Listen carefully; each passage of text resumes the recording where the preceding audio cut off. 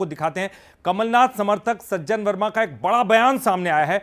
सज्जन सिंह वर्मा ने कमलनाथ को लेकर बड़े संकेत दिए हैं। उन्होंने कहा कि कमलनाथ कल भी कांग्रेस ही थे, आज भी कांग्रेस में है। ये सज्जन सिंह वर्मा करें जी। और बिल्कुल, कमलनाथ कल भी कांग्रेस में थे, आज भी कांग्रेस में है। और सज्जन सिंह वर्मा की प्रतिक्रियाएं भी अब समय के साथ लगातार बदलती हुई नजर आ रही हैं जी। लेकिन उन्होंने एक और बात कही है। उन्होंने कहा कि कमलनाथ के परसों का पता नहीं है। हाँ।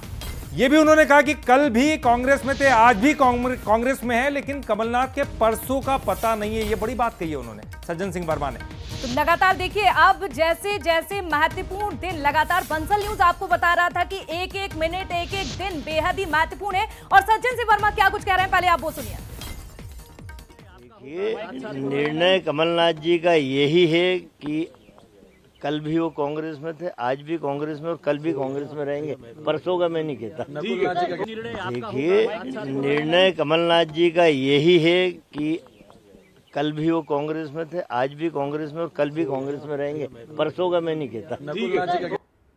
और हमारे साथ शरद द्विवेदी जी जुड़े हैं। शरद जी, देखिए, आपने पहले भी उनसे चर्चा की थी, सज्जन सिंह वर्मा से। उन्होंने लोगो हटाया, उस पर भी उन्होंने कहा कि मान सम्मान की एक बड़ी वजह हो सकती है। लेकिन अभी वो कह रहे हैं कि बड़ा अजीब सा बयान है। हालांकि इसके कुछ मायने अलग अलग हो सकते हैं। कल की बात की, आज की बात की, कल की, आने वाले कल की भी बात की।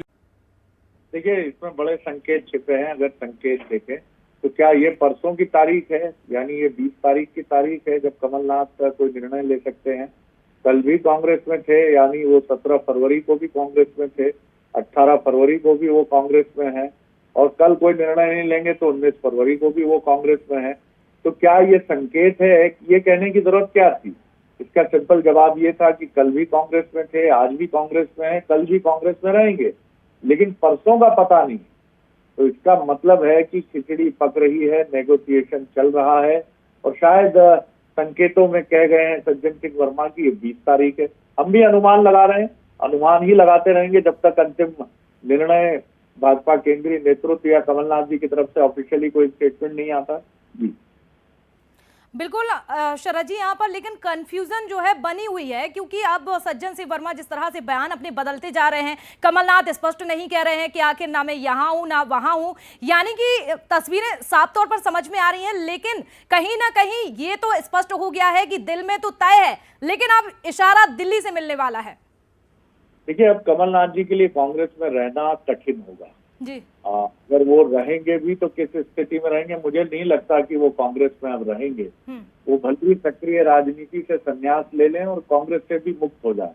जिस तरह से कपिल सिब्बल जी ने कांग्रेस को छोड़ा था और वो जहां तक मुझे ध्यान है समाजवादी पार्टी का समर्थन लेकर राज्यसभा पहुंचे थे, लेकिन उन्होंने ये ठप्पा अपने ऊपर नहीं लगने दिया कि कोई दूसरी पार्टी ज्वाइन की।